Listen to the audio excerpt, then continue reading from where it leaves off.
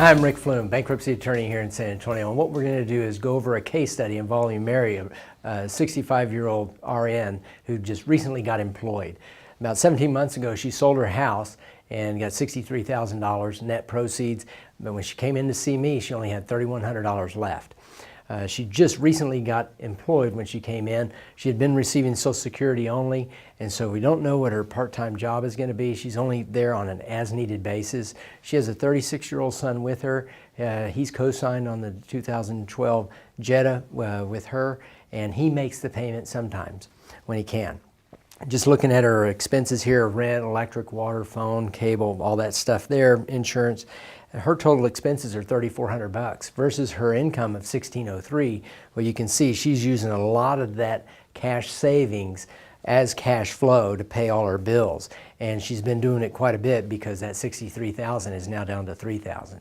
And so what we were looking at is just looking at her income versus her expenses to see what she had left over as far as disposable income to pay towards credit cards. Well, there's nothing, and so that is what really qualifies her to file a Chapter 7 bankruptcy where there's no monthly payment to a trustee. The reason why is there's no money left over to pay with when we look at what's coming in and going out and see what she has left over to work with. So the Chapter 7, it'll take care of all the $36,000 that she has in credit card debt.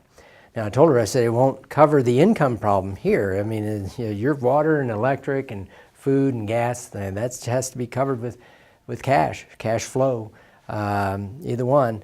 And so Chapter 7 just will get rid of the credit cards. It won't make the living expenses any more affordable. As to the debt that she has with Cons, where the washer and dryer, she'll keep that. It's called a reaffirmation agreement. You reaffirm the debt. You treat it as if you did not file bankruptcy with regard to that. And you're just saying, hey, I want to keep it, and I can afford it.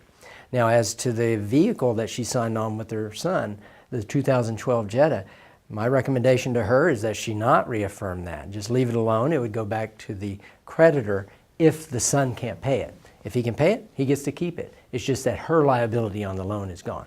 His liability is not affected by her filing because he didn't file.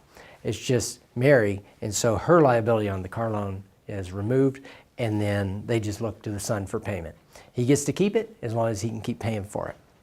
And then what's the effect of the son's credit? What effect does the bankruptcy have on it? Well, the only thing that they can show is that that particular debt was involved in a bankruptcy. They can't show that he was involved in a debt.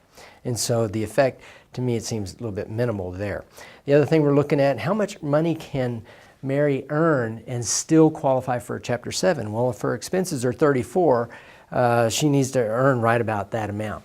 Once you start getting more than $100 over in income over and above your expenses, then that starts to work to disqualify you from a Chapter 7. Now, it's a little bit different here because she has Social Security income, and so that one is not defined as income in the bankruptcy code. So really, she could earn an additional $3,400 and still be okay.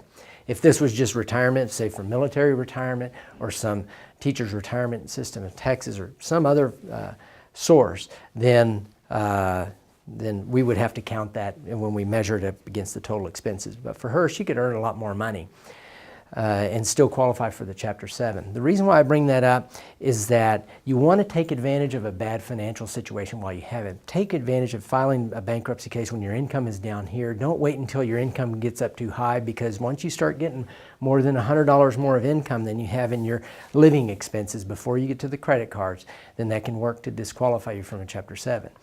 And so she's a registered nurse, and she has the potential of earning a lot if she gets the hours and gets the job. And so I told her, I said, look, you've got to file while you're down here. Don't wait until you get a big full-time position as an RN. Then you're going to be making too much to qualify for the Chapter 7, and then you're just going to have to go either pay it all on your own or do a Chapter 13 where you're making payments to a trustee who then pays the credit card. So take advantage of being down here while you're down here. Get rid of the debt. It's always cheaper to handle a debt problem while you're down here. You wait until you get on top of your game, you're going to be paying more. Heck, even the IRS settles for less when that's all you have. Why? Because you're down here and that's all you have. But also, the other thing I wanted to take a look at is, what if she would have come in right after she had the $63,000 in net proceeds from the sale of her house and she was unemployed? How would we advise her to proceed after that? Well, that's going to be the topic of our next episode, and so stay tuned for that. It'd be really helpful if you had that. And say you're in a similar position where you have some money left over. Maybe you cashed out of retirement. Maybe you have severance pay, or maybe you have just some cash around there. Well, it might be some things you want to take a look at in that episode. I hope this helps. Have a good day.